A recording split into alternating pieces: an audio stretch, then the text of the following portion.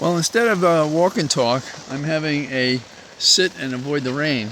And now I realize that I was sitting far enough out that the umbrella was not protecting me.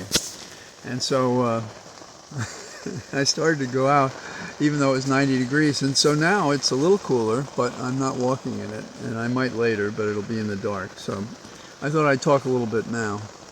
The issues continue to kind of be the same. It's amazing that people could keep dissecting the same issues over and over again and saying the same things.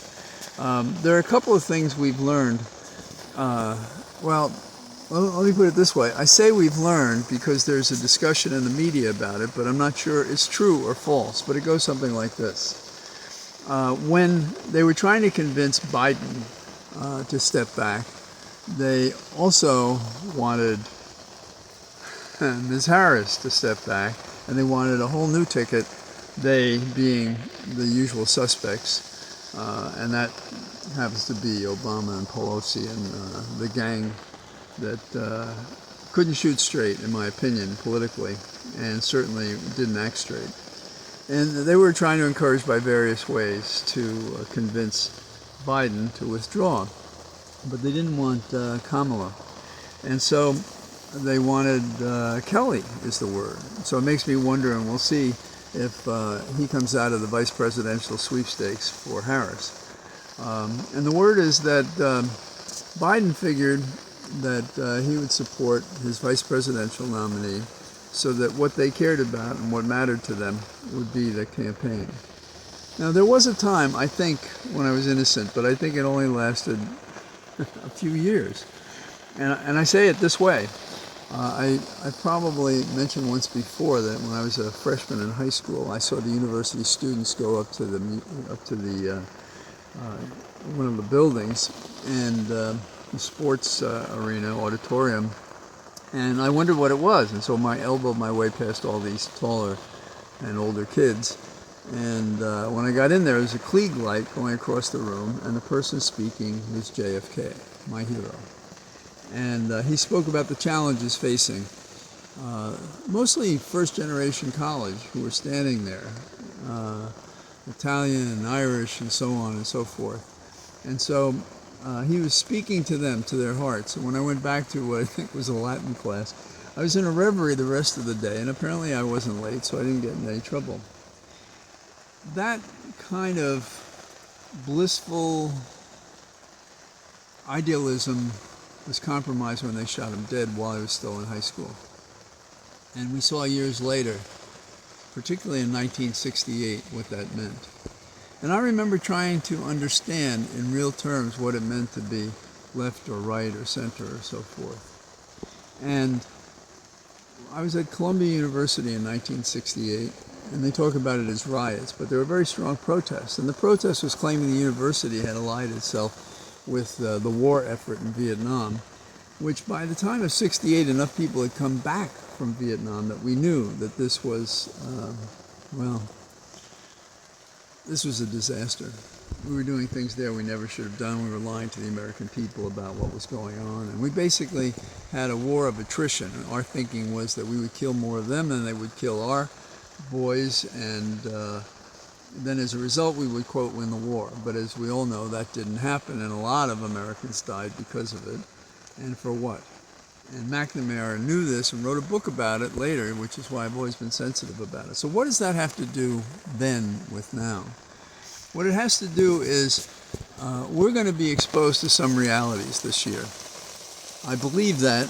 I can't say what form it will take, but I just believe that when you have an entirely corrupt party prepared to do anything to have power and to twist and distort the words they say. For example, you won't have to vote 4 years from now. And now Trump is explaining, and nobody's taking him to task. He's saying, oh, well, Catholics don't come and they don't vote. And because they don't vote, I'm telling them, just vote this time because you won't have to vote 4 years later.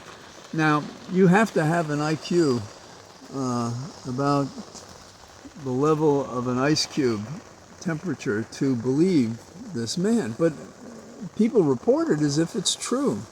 And there's no incredulity when they're talking to him and so forth. Okay, so what is my point?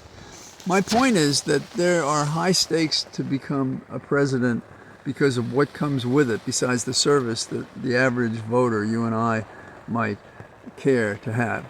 And as a result, we're going to see distortions among the Democrats as well as among the Republicans because a lot's at stake. Consider the fact that one of the challenges that was to Biden was, we're not going to give you a dime for the Senate races. We're not going to raise money for you. We're not going to give you anything if you, Biden, are in the race. Now, how is it that if some wanted Kelly, that didn't happen? And I think the answer is the forces of goodness, it's the only word I can think of. The forces of goodness came together, and that people will learn in the weeks and months ahead, and perhaps after the election. They put their shoulder to the grindstone, and they did everything they could to whip the money and to whip the support for a ticket that had Biden endorsing it and had Kamala leading the ticket. And he would be the inside-outside man. That is, he would run the government, as he did very well yesterday, if you heard his speech, talking about the Supreme Court. And there was also talk about how he was helping the poor. And now we have these massive Zoom phone calls in which people are giving fortunes to the campaign. And the indication in the polling is that Kamala is even or pulling ahead, and the enthusiasm for the ticket is great, and there'll always be quibbles about how they could do it better. But if I were to try to create a scale of from Disney idealist to crass, nothing ever is going to happen that's any good on that spectrum, I would say we can expect to see some bad dealing by the Republicans, certainly, and some Democrats, trying to take advantage because of ambition or because they disagree with the ticket or because they're tied in with business and wealth and the only thing they care about is their bottom line.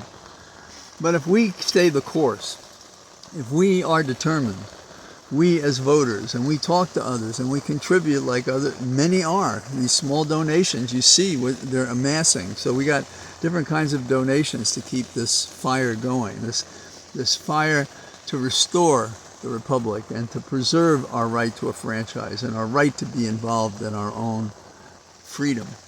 Now, back in the 1968 and so forth, I saw what it meant for people to lose freedom. If they opened their mouth, they were beaten. In fact, it was considered a police riot at the Democratic Convention in 1968 in Chicago, and Mayor Daley headed it up. And Hubert Humphrey, if he had an honest bone in his body, and I think he really wanted to try, and I believe that he thought of himself as a happy warrior, and he did everything he could to be independent of Johnson, he just couldn't make the sale. Because we'd seen too much. We'd seen our heroes literally killed, shot, assassinated. And we saw an America still fighting a war. And the Civil Rights Act was a tremendous achievement by LBJ, but I'll go to my grave having nothing to do with his memory or what he did or why he did it because of the war. Because I watched people not come back from Vietnam. And it turned out that because of the off chance, I didn't have anything wrong with me, but because I was teaching high school to make the money to cover whatever else scholarships and loans and things didn't cover, it turned out that teaching science at a high school was for a period of time a deferment. And when I passed that deferment, my number was, they never got to my number. So I was never drafted, I didn't enlist, and I didn't do anything to evade the draft, but I did avoid it by circumstances. I have no problem with that. Particularly when by the time I might be considered, we knew more about the war. We'd had people come back from us and tell us what had really happened and how it changed from when they first got there and what they were told it would be. That's happening now. We're being told about, oh, don't you worry, like they would lull us into a place of, sort of updated slavery for everyone. That is, that whatever we enjoy, say Social Security, as a result of legislation, there are those who would compromise it, and Medicare and Medicaid and health care for people and all the things that matter in terms of the environment. As I sit here in the rain, one of our national problems is we have ignored so much global warming, and that's what it is. Don't talk about climate change. It's global warming, and we've experienced it. Had the hottest day in the history of the earth several days ago. And what are our leaders doing about it? Nothing, because it costs money, and they live in the short term, and they want it for themselves. And that's why we have a government to contain excesses among those who are in our community, our national community. And what do we have to contain the government? Us, you and me. We are the ones who control the government. It doesn't look that way, but they run scared that someday we'll turn on them. And they've seen that it's happened across the planet, that happens. And we're going to do it at the ballot box because we haven't lost it. But if we make a mistake and trust Trump for a minute because we think he's doing something good, because we don't have the brain power of an insect, then we may suffer. We may suffer for ignorance, we may suffer out of fear, we may suffer out of cowardice, believing things that are said about the Democrats that just aren't enough to walk away from them. Now, if I sound like I think this is an emergency, I do. But I don't think it's an emergency that we're losing ground. I think we're on a vector to win. I think we can win. I think we must win. And with your help, we'll do that. So, the rain, if you can hear it, kind of nice, don't you think? Water washing up on a shore, rain hitting leaves in the trees and an umbrella that's protecting me. Those are nice thoughts. And that kind of peace and that kind of freedom is ours. But between now and November the 5th, we have to kick ass.